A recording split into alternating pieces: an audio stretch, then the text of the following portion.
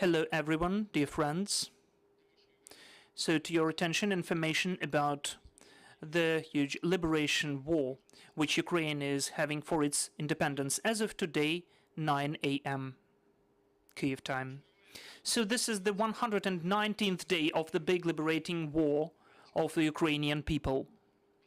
The main aim of the adversary at this stage is still the exit to the administrative borders of Luhansk and Donetsk oblasts, keeping the stability of the land corridor with the temporarily occupied Crimea and blocking of the marine communications of Ukraine in the northern western part of the Black Sea. In spite of the huge losses in the staff and equipment, the occupiers are still more numerous than the Ukrainian defenders in the armament, and they are trying to win over with the quantity only. At some of the spheres, for one shot of the Ukrainian artillery, we have 6 and more shots of the enemy. And thus the efficiency of the actions of the Russian units is still low, especially in the urban areas. The enemy is still having intensive fire impact along the whole contact line in Donetsk and Luhansk regions. The hottest part of the front line is still the part of Severodonetsk. And also the operational tactical aviation of the enemy had at least 15 flights to strike the aviation shelling against the objects on the territory of Luhansk, Donetsk, Zaporizhia, Kherson and Odessa regions, including with the guided aviation missiles of the type X-31-59. Besides that, the aggressor shelled Odessa region with the coastal missile systems Bastion P and Bal, with the use of missiles Onyx and KR-X-35 accordingly.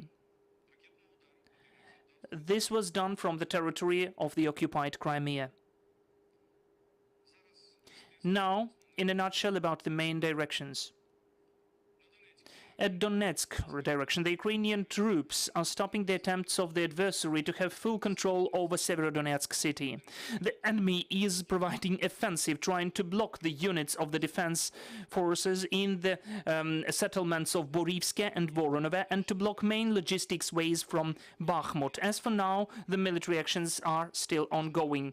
So trying to expose the artillery and firing positions, the enemy had the exploratory attacks in the directions of Mytolkine-Voronove and Mytolkine-Sirotine. In the Bakhmut direction, the armed forces of Ukraine are having combats with the units of the occupiers who concentrated their main efforts trying to surround the defense forces around the settlement of Zolote and also to control the road of Bakhmut-Lysychansk. The Ukrainian defenders repulsed the enemy in the direction of Mironivka-Samogirya and stopped the offensive of the occupiers in Molodizhne-Katarinivka. At Avdiivka, Kurakhove, Novopavlivka and Zaporizhia directions, the active combats were not done, but there the Russian occupiers are firing from tanks, the reactive artillery against the positions of the Ukrainian troops, trying not to move our reserves to other threatening directions. At the Kharkiv direction, the units of Russian troops are keeping the edges which they had already and establishing them not to have the defense forces closer to the state border, and also at the rear of the groups of the occupational troops at the Slovyansk department. The aggressor had intensive artillery shelling of the positions of the armed forces of Ukraine around Kharkiv, Stary Saltiv, Rubizhne and Chepil. Slovyansky direction, there the groups of the enemy is acting, which includes the 1st Tank Army, the 20th, 29th, 35th, 36th Armies and also the 68th Army Corps. Besides that, they also have the airborne units of Russian occupiers. All of those troops are now focused to find the weak places in the defense of armed forces of Ukraine and creation of the conditions to restore the offensive in the direction of Izum-Slovyansk. The enemy had intense fires in the direction of the positions of our troops around Bohorodichne, Krasnopilla and Adamivka, and also had air reconnaissance with the use of 2 UAVs Orlan-10 around Izum. Pivdenny Bug direction, the Russian occupies with the groups of the 8th, 49th Armies, the 22nd Army Corps of the Southern Military area, and also airborne troops wanted not to let our arms to have counter-offensive in Kherson and Mykolaiv regions. With this aim, the enemy is trying to keep the taken and to improve the engineering equipment of their positions. As for Mykolaiv direction, the occupiers have had aviation strikes with the use of helicopters Ka-52 close to Bilokrinitsa settlements. To assess the results around Kyiv, they used the UAV of operational tactical level of the type 4 post. At Kryvyi Rih direction, aggressor, to find out the changes in the positions of our troops, had the air reconnaissance with the use of the UAV Orlan 10 around the settlements of Trudolubivka and Velika Kostromka. Volyn and Polisia directions. There were no serious changes in the situation during the previous 24 years as well as during the previous years. The same units of Belarusian army, up to 7 battalions, are accomplishing the missions, strengthening so-called strengthening the Ukrainian-Belarus border. We are speaking about Brest and Gomel regions. The main efforts of Belarusian soldiers are conducting reconnaissance, engineering equipment of the positions, and the protection of the state border, and they began to involve the conscripts. To conduct the measures of the operational masking and showing of their presence, the units of the armed forces of Republic of Belarus are locating in the bordering with Ukraine areas the wooden models of tanks. And also they go on checking the military capacities of the armed forces of Belarus, which will go on approximately to the 25th of June this year. I will mention that the threat of the missile and aviation strikes from the territory of Belarus against the territory of Ukraine is still here. Siversky direction. To cover the part of Russian-Ukrainian border in Bryansk and Kursk regions, the Russians have up to 3 battalion tactical groups from the 1st Tank Army of the Western military area and also the units of the airborne troops. They go on to equip the engineering of the border areas of Bryansk region, and also they had the mine-thrower fire around the settlements of Seredina Buda and Myropilla, Sumy region, 5 kilometers to the state border of Ukraine, and also the settlement of Gremyach, Chernihiv region, 2 kilometers to the state border of Ukraine. The Black Sea and Azov operational zones.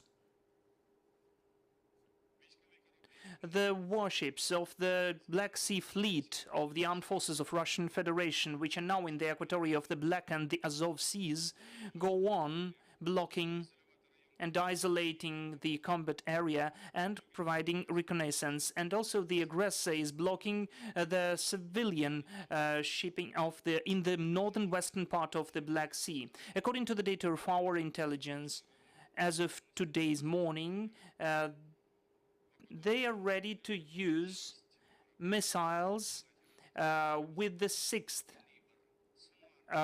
ships with missiles of caliber type, and it may be up to 44 missiles. Meanwhile, the armed forces of Ukraine are repulsing and deterring the troops of Russian occupiers, inflicting serious losses of the enemy. In particular, just during the previous 24 hours, the defense forces of Ukraine have killed 130 occupiers, 8 armored war vehicles, 1 anti-air defense system, 1 Russian helicopter, 3 enemy's UAVs, 6 units of automobile, and 1 special equipment of Russian army. Besides that, the military aviation of the fleet of Ukraine has destroyed the overall warehouses of the ammunition of the enemy. So the numbers of the losses of the enemy can be seen at the slide. That's it from me. Thank you for your attention. Glory to Ukraine. Glory to the heroes. Are there any questions? Please.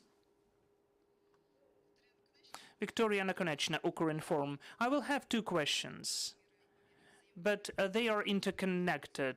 Does the intelligence have the information how active is the mobilization in Belarus, and what's the mood among the Belarusians about the possible participants in the war in Ukraine? And the second question, today we had the information that Russia has brought to Belarus a new batch of missile systems and MLRSs. Can you confirm it? As for the second question, this information is being confirmed. As for now, I cannot answer. We will check this info. As of today, the territory of Belarus has some of the Russian troops, and they have the tactical missile systems like Iskander, of Iskander type. It is true, so the threat of missile strikes is still there. As for the actions of Belarusian army, we don't have information that they have mobilization. As of today, according to the course of the announced by the Belarusian authorities, they create the so-called Southern Operational Command, which foresees the increase of the number of the armed forces of Belarus for more than 20,000. Because of that, they have the recruitment campaign. But so I don't have information about mobilization. Besides that, we need to understand in what cases we have mobilization. We need to understand that as well. As of today, as far as I know, there is no martial law in Belarus. This is my answer. Are there any other questions left? Oleksandr Motuzianyk, the spokesperson of the Ministry of Defense of Ukraine. Thank you. Thank you, dear friends. Believe in the armed forces of Ukraine. Check the information. Trust only the official sources. Glory to Ukraine. Glory to the heroes. Our next briefing will be at 3:30. We are waiting for the Olga Stefanishyna, Vice Prime Minister.